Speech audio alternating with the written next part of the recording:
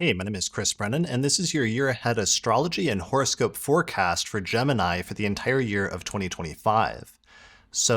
This is designed for people who have their sun or their rising sign in the sign of Gemini, and I'm going to give a big picture overview of some of the major transits and trends and themes that are going to come up for you over the course of the next year.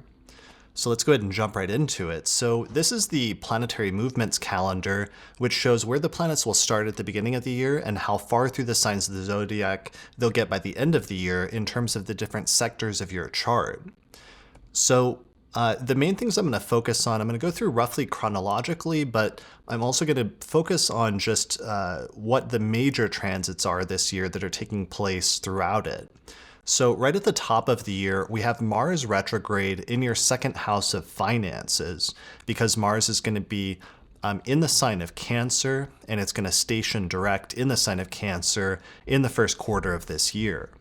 So this can be kind of a tricky time for financial matters, because sometimes Mars can cause us to be a little bit more impulsive. It can cause more spending for different reasons. And sometimes it can even bring up conflict surrounding money and possessions and financial matters.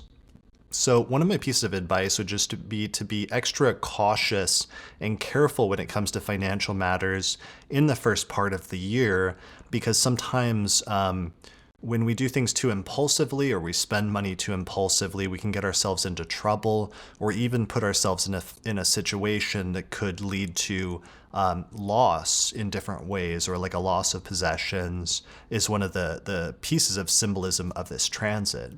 In other instances, it can just be you putting extra effort and energy and spending a lot more time focused on financial matters, or even making cost cutting a major focus of your life during this time, where maybe there's spending that you can cut that would be beneficial to do so. So that's something you can think about in the first 4 months of this year through April. The good news is that starting in June, Jupiter, the planet of hope and optimism and growth and expansion, then moves into your second house of finances. So the entire second half of the year is very positive for finances and indicating a period of growth and expansion. So it seems like Jupiter comes in and kind of cleans up after an initially kind of rocky few months or 4 months at the very beginning of the year, when finances might be a little bit more up in the air. So it seems like things stabilize from June onwards, and that even you have the potential of growing your finances in significant ways during this time. So that's a very positive transit that I'm looking forward to. Other things, the last eclipse is going to take place in your 11th house of friends and groups. And we've been going through a series of eclipses in your 11th house over the course of the past year and a half now. And these usually represent major beginnings and major endings when it comes to friendship. So for some people, they start new friendships under these eclipses. And for other people, they sometimes lose friends, or there's certain friendships that may have reached the end of their life cycle, so that you start feeling like they're no longer worth putting as much energy or effort to, and sometimes they can kind of just fade out of your life as a result of that. So we have this eclipse in Aries in the spring, and I feel like it's tied in with some other transits that are going to be going on around that time as well, in the March-April timeframe and then forward, where on the one hand we have a Venus retrograde transit that starts in Aries in your 11th house of friends and groups, and that can sometimes bring people back into your life from the past, can suddenly come into the present, and suddenly reconnecting with them can be part of that energy and part of what's going on there. And then Venus retrogrades back into your 10th house of career and stations direct, which can be rethinking things in terms of your career, but generally just a positive turning point for the most part with respect to your career and reputation. So the other thing that's happening is that the planet Saturn has been spending the past couple of years basically transiting your 10th house of career. And this transit is getting towards the later phases of it, and Saturn this year is actually going to depart from your 10th house of career and move into your 11th house of friends and groups. So this is indicating two things going on this year. On the one hand, we're going to see some alleviation of some challenges and obstacles and difficulties that you've probably been experiencing over the past couple of years when it comes to your career, your reputation, and trying to figure out what your overall life direction is supposed to be. So Saturn's going to depart from your 10th house, which is going to alleviate some of those issues, at least temporarily, for several months in the middle of 2025. Additionally, Neptune is going to depart from your 10th house, where it's been transiting for many, many years now, for like a decade now, which can sometimes be tricky because Neptune can bring a greater sense of idealism to your career pursuits, but it can also make things kind of murky and kind of nebulous and a little bit hard to see where you're going. So I'm anticipating that one of the things you're going to experience this year with Neptune departing from your 10th house temporarily during the middle months of the year is suddenly having a greater sense of like clarity about where you're supposed to be going with your life and what you're supposed to be doing. So that's going to start, I think Neptune departs in like the April-May time frame, and then it doesn't come back into your 10th house until October because it's still got some final transits to do through there in 2026. But this is going to be a nice preview of some 10th house things, that shift away from your 10th house that's happening this year. So what will happen though is that Saturn and Neptune are both going to move into your 11th house of friends and groups.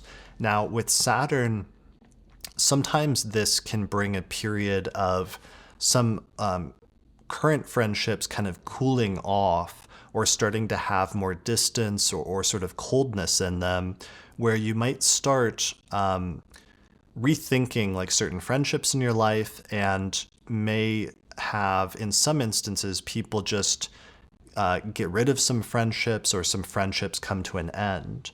In other instances, it could be something about a friend of yours who's having difficulties in their life during this time and that impacting your life in some way, especially if you need to help them or take care of them or something like that. So we're going to get a preview of that with Saturn going in there this year in the middle months of 2025.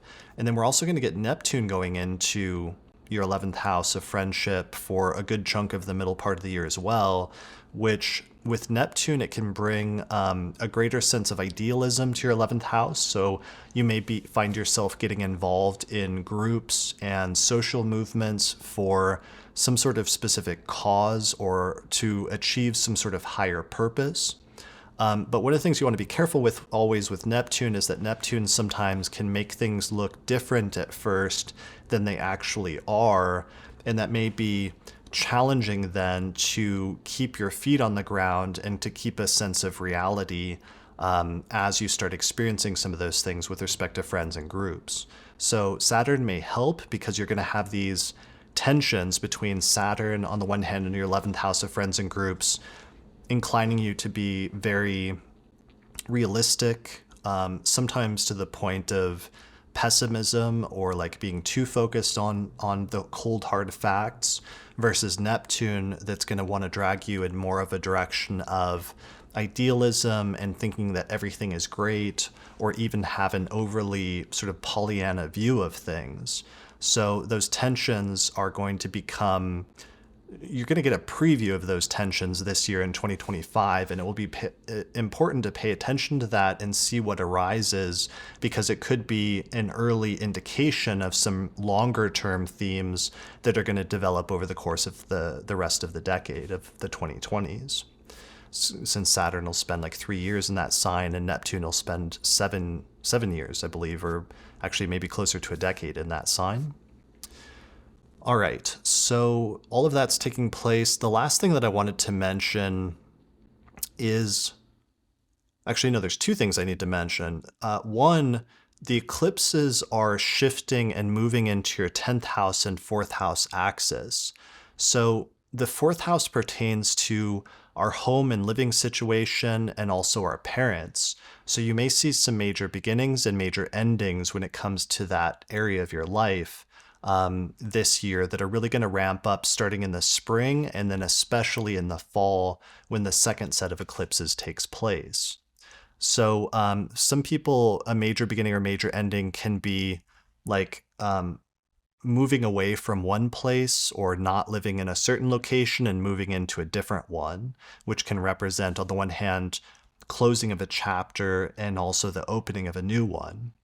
So sometimes the fourth house also pertains to our parents and things that are going on in their life or things with respect to our relationship with them. So you may see some major beginnings and major endings with respect to your parents as well at this time. So those are the fourth house eclipses. But there's also going to be eclipses in your 10th house, which is like your public life, your career, and your reputation. And that's one of the interesting things when people start having eclipses between the fourth house at the bottom of the chart, which is the most private and hidden part of the chart that represents our private life, and then having eclipses at the same time taking place in the top half of the chart that represents our public life, our career, and our reputation, is that sometimes we find that those areas are more interlinked than we think. Like, for example, moving to a new area and getting a new home can sometimes lead to you getting a new job. Or in other instances, like major beginnings and endings can be like losing a job in one area or coming to the end of a job for some reason, and then as a result of that, needing to move and relocate. So there's lots of different combinations of how that can work out, but just the major theme is the keywords I want you to remember and pay attention to are major beginnings and major endings when it comes to your 10th house of career and your 4th house of home and family. So the final thing I have to mention is just actually the biggest thing of the year is that starting in the middle of the year in July, the planet Uranus is going to move into the sign of Gemini for the first time in something like 80 years. And it's going to this is going to be an initial preview of this transit in 2025, but it's going to spend 7 years transiting through that sign. And because Gemini is your rising sign or your sun sign, this is actually a huge deal for you. So the planet Uranus can bring a sudden impulse, especially in the first house, can bring a sudden impulse for like freedom, for doing things differently. Sometimes you can become more rebellious. And especially one of the things I've noticed from the Taurus rising people that have been experiencing this transit over the past 7 years is they can really have this sudden internal urge to get rid of all restrictions and other things that have been holding them back up to that point, and instead just finally go off and do what they've always wanted to do and go in a specific direction that they've always wanted to pursue. So you're going to have some of those impulses this year are going to start to arise within you. And it's good to try to find balance and moderation to a certain extent, though, because one of the things with Uranus is that it wants to make changes very quick and rapidly, and it doesn't want to wait. And so similarly, you may want to start making some major changes in your life and not want to wait. And sometimes that can be okay, but other times it can be kind of chaotic. It can be kind of rushed and not really well considered. So the first house also relates to our body and our physical vitality and sometimes some changes there.